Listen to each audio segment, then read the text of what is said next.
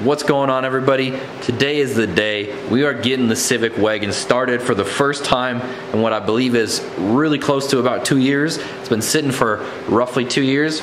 But anyways, before we start on that, I want to mention something really quick to you guys. Some of you guys saw this in a previous video I uploaded, but I am giving away 5 of these hearts for Valentine's Day.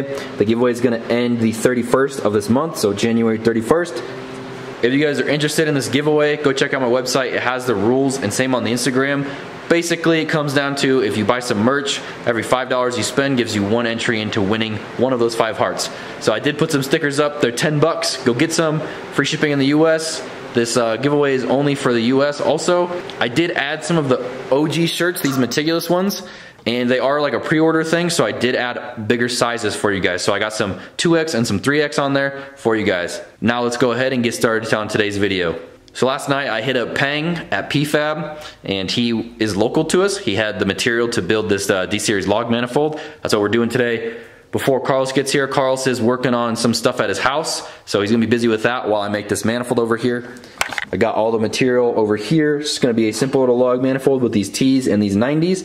I'm gonna start. I also had to use a regular T3 flange. Normally, I have these T3 flanges that are taller, and they have this cope on them. So it fits on the radius of this pipe really nice, because if you see that, that's a big gap. But no big deal. I will make this regular T3 flange work for today because I'm really excited to get this started up for you guys. So I'm gonna go ahead, put my headphones on, and get to work. Check it out. Making some progress on this thing. It's coming out good. Just gotta wait for it to cool off. Haven't really showed this. I'll mention this in some other videos, but this is the new unit. The good old Fronius Magic Wave 230i. It's a sick little machine. Before I mention much about it, I want to put it through its paces, but there will be a video coming on that for anybody who's interested. Gonna let this cool off for a little bit, and then I'm gonna go ahead and look and see how I'm gonna do this T3 flange onto the log manifold and where the wastegate's gonna go. So I got this far, got the T3 flange welded to the log manifold, and then now I just realized I'm a dip and I don't have a 44 mil inlet flange for the wastegate to actually put the wastegate on the log manifold. So I'm gonna have to get that from Peng tomorrow. It's late, there's really not much I can do tonight, and I'm hungry, so I'm gonna go home and resume tomorrow. What a day it has been. So what I left you guys with before this clip was me working on the manifold and it almost being finished up. And what I'm about to show you guys is a lot of progress on the not even the RX-7, on the wagon, man. So tomorrow we're gonna be working on the RX-7. I'm already so excited about it. I'm saying the RX-7 instead of the wagon. But check this out, guys. This is the setup. Got the little log manifold, got a dump tube, the exhaust, the downpipe. I just reused the old downpipe. It just 90s down. The radiator's still not mounted, but it is good enough to hold some fluid. Got this intercooler pipe over here modified. I ended up chopping this piece off the top of the end tank on the intercooler, and then I just welded put a big ass hole here and welded this pipe on there. It works. I mean, it might not be that efficient with this intercooler. The setup doesn't need to be that efficient just because we're only going for 300-400 horsepower. I just need to put the cold side intercooler piping on, and then all the piping will be on. Other thing after that is put some oil in it, some coolant, and put some synchro mesh in the transmission. It is probably going to be a little bit low. Got 2 quarts of it. Probably going to need maybe a quart, if that. I'm not sure if these all-wheel drive trannies take more, so I got 2 quarts. Yeah, gonna get right into it. I'm gonna look over the tune, just make sure there's nothing weird going on with it. It's for when we go to first start it up. Also, before we actually start it up, I am gonna go ahead and prime it. I'm gonna show you guys that. I'm gonna take the oil feed line off and just crank it until some oil comes out of the oil feed line, put it back on, and then I'm gonna take the oil cap off and crank it a little bit longer and look inside of the head and wait until I have some oil up in the head also before I crank it. I don't have an oil pressure gauge, which is okay. I'm not gonna worry about it too much. It does have a little dummy light on there. I'm sure if it's getting oil everywhere, it has plenty of pressure. So I'm gonna let it run, maybe drive around for a little bit, and then maybe after a day or two of driving it around, gonna take the oil out, cut the filter apart, make sure everything is good to go.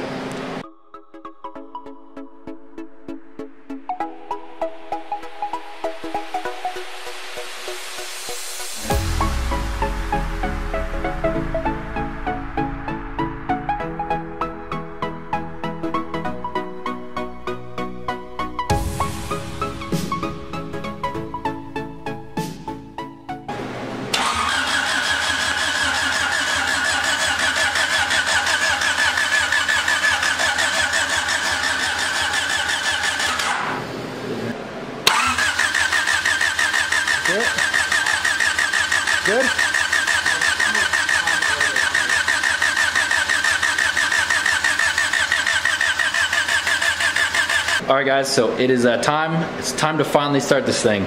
After a bunch of days of working on this thing, and a bunch of headaches, and a bunch of going to get this or going to get that because I didn't have it, it's finally all going to be worth it. So, primed it over, as you guys saw. Got a whole bunch of oil coming out of the oil feed line. There should be enough to prime the whole system. I had the injectors unplugged, that's why it didn't start, so we're going to go ahead and try and fire it up. It does just have a base map in it. I talked to Charlie, he said he just put a base map in it. So it probably doesn't even have the right tune for 85, so I might have to play with the fuel a little bit. Got the Honda open on the laptop in there, so it should be no big deal to adjust it a little bit. I just hope it runs pretty decent to first fire it off. It also has some weird code. It's got some crank angle sensor code, which I don't know if it has something to do with the OBD1 or the OBD0 to OBD1 adapter that it's got on the Dizzy or something like that, or maybe you put the wrong tune in it. I'm not too sure, but it does have that code. I think it should start up with that still, but I guess we'll just have to see. Ain't nothing left but to just do it. Time to hear this baby run. Yeah, hopefully it sounds good. Like, it always makes me nervous starting it up. Bro, every time you're nervous about something, you end up just fine.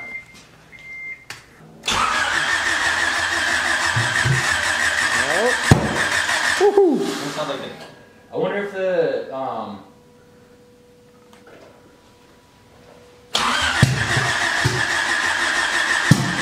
definitely sounds like the your face, bro. I feel like the Dizzy is in 180 out. You think so? Yeah. Let's try and switch it. Yeah. It sounds like 180 out. It's like backfiring all hard. So let's try and switch that first. Okay. So I should have checked this first. I don't know why I didn't open the Dizzy up when I got that check engine light, but I took this apart and the actual like rotor part of the Dizzy was just sitting in here flying around, and this bolt was wedged up in here some way. So basically, just need to put the cover back on, tighten this on. This wasn't actually spinning with the Dizzy, so it wasn't firing off right. So I'm gonna have to just put some red Loctite on this and tighten it down and put it back on, and we'll see if it starts. So I'm pretty sure we did have the cam the right way. It's just the actual, I think they call this the rotor just fell off, so.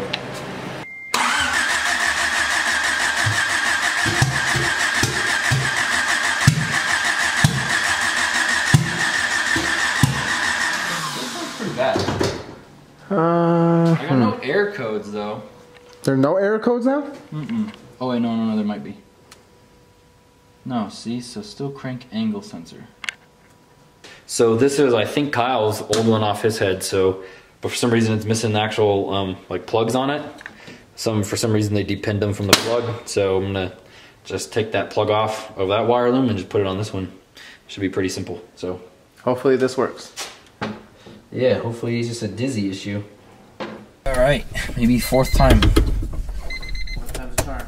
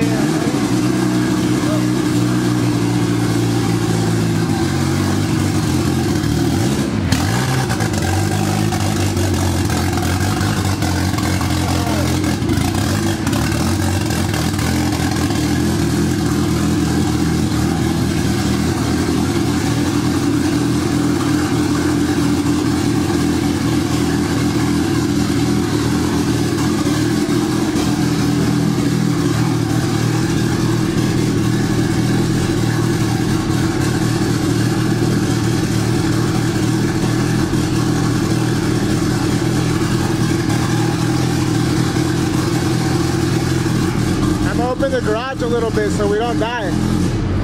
Huh? I'm gonna open the garage a little bit so we don't die. Yeah, that's a pretty good idea. Alright, so we got it to run quite a bit better. These injectors just kind of suck. I was talking with my friend Daniel. He used to have this white CRX, and he knows how to do this Honda stuff pretty good actually. I mean, some of you guys might remember him. He's got a blue EK that we filmed this summer.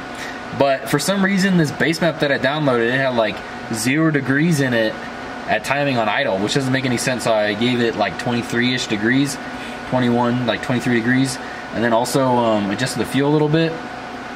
It seems to want to idle and start a lot better now too that it's warm. Daniel was telling me that these Bosch injectors just kind of idle like shit, so it sounds way better. So if it wants to fucking start, when it starts.